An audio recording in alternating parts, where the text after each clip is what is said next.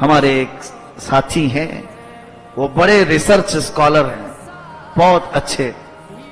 انہوں نے اپنی تحقیق پیش کی 1960 میں جب یہ برائلر چکن کو لایا گیا تو اس کے کئی مقاصد تھے. انہوں نے جو غذا اس کو کھلانا شروع کیا اس مرغی کو، ایک بات یہ بھی میں بتا دوں، مرغی آپ یہ برائلر چکن خرید کر کے اپنے گھر پہ پالو، 40 دن میں نہیں بڑی ہوگی آپ کے یہاں.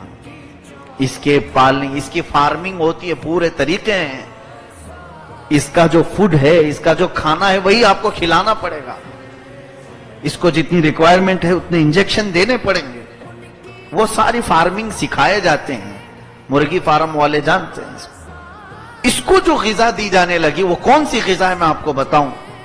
یہ جو چکن ہم نے خود کم کر دیا، ہو سکے تو آپ بھی کم کر دیں، اس کا کچھ نعم البدل اختیار کر لو.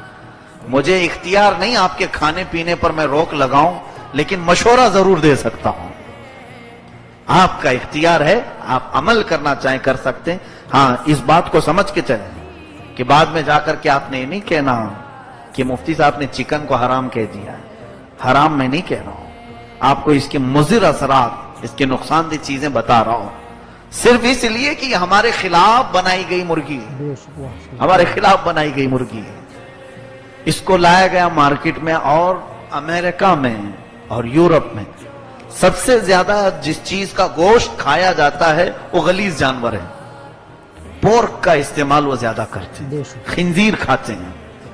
تو جب خنزیر کو بھی زیادہ سپلائی کرنا پڑا تو انہوں نے جو غذا بنائی خنزیر کی کہ وہ جلدی بڑا ہونے کے لیے اس کو بھی انجیکشن لگائے جاتے تھے، اور خاص جو غذا کھلائی جاتی تھی، یہ جانوروں کے پیٹ کی اوجھڑیاں سب نکالی جاتی ہیں، انہیں سکھایا جاتا ہے اور سکھا کر کے اس کو پیس کر کے اس کی غذا بنائی جاتی ہے. اور اس میں خنزیر کے پیٹ کا بھی ہوتا ہے، اس کے پیٹ کا بھی، بیلوں کے پیٹ کا، بھینسوں کے پیٹ کا. وہ غذا جو ہے یعنی اوجھڑی اور گندگی جتنی ہے، اسے سکھا کر اس میں کچھ کیمیکل بنا کر ملا کر ان جانوروں کو کھلاتے ہیں تو تیزی سے بڑھتے ہیں. وہ خنزیروں پر جو انہوں نے ٹرائل کیا تھا، وہی غذا اس برائلر چکن کو بھی کھلائی جانے لگی. سیم وہی غذا، وہی فوڈ جو خنزیر کو کھلا کر فارمنگ کی جاتی. یہ آتھینٹک چیز میں بتا رہا ہوں. یہ جو برائلر چکن کا فیڈ یا اس کا کھانا ہے، یہ سب پورا جو ہے وہی بنا کر کے وہ جڑیوں کو سکھا کر انہیں کھلایا جاتا ہے. یہ کھلائیں گے تبھی بڑی ہوں گی. اچھا چلیے، وہ کھا کر کے کچھ بھی کھا کر کے بڑی ہو، ہمیں اس سے مطلب نہیں. ہماری دیسی مرغیاں تو کیچڑ بھی کھا لیتی ہیں، کچھ بھی. کوئی اگر مجھ سے یہ کہے، مجھے اس کے کھانے پر اعتراض نہیں، لیکن جب اس کے اثرات جسم پر کیا پڑتے ہیں یہ دیکھا گیا.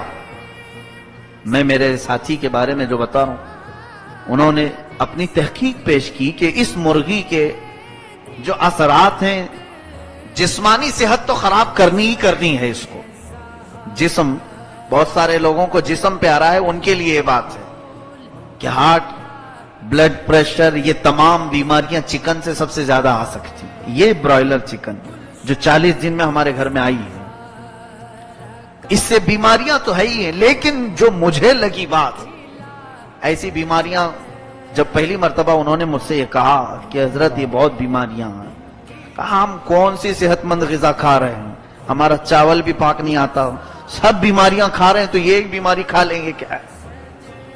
کہا نہیں. مجھے ڈر اس وقت لگا جب انہوں نے اس کا دوسرا نیگیٹو اثر کیا بتایا.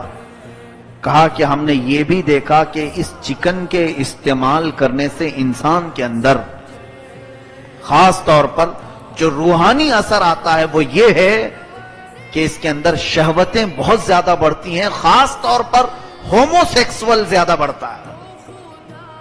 ہومو سیکسول، ہم جنس پرستی، مرد کا مرد سے خواہش پوری کرنے کی خواہش، عورت کا عورت کے سے، گے اور لیزبین کی کثرت اسی چکن کی بنیاد پر آئی.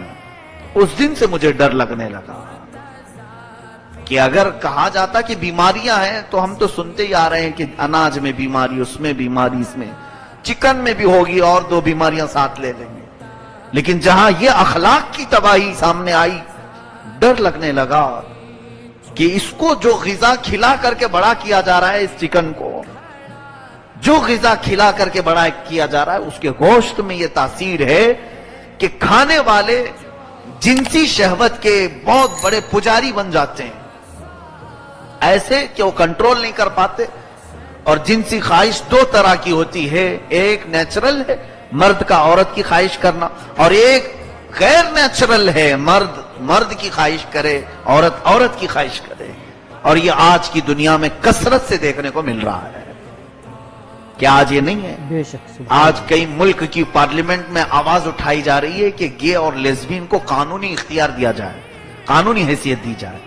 اور ہالینڈ ایک ایسا ملک ہے جہاں اگر لڑکا لڑکے سے شادی کرے تو وہ سٹیزن شپ دے دیتے ہیں، ویزا ایشو کرتے ہیں. ان کو چاہیے یہ سارے خسرے وہاں جا کر کے جمع ہو جائیں. سارے خسرے ہی کہتے ہیں ان کو جو نامرد ہوتے ہیں، ان لوگوں کا ملک بن جائے. میرے عزیزو، یہ کیوں بنائی گئی آج مجھے سمجھ میں آیا. اللہ تعالیٰ نے ان کے مکر اور ان کے دجل اور ان کے فریب سے بچانے کے لیے ہمیں آیت بار بار یہ پڑھائی ہم کو، ورنہ یوں ہی ہر رکعت میں ہی مولا یہ نہیں کہلواتا ہم سے غیر المغضوب علیہم ولا الضالین. اے اللہ ہم کو یہودیوں اور عیسائیوں کے راستے پر نہ چلا.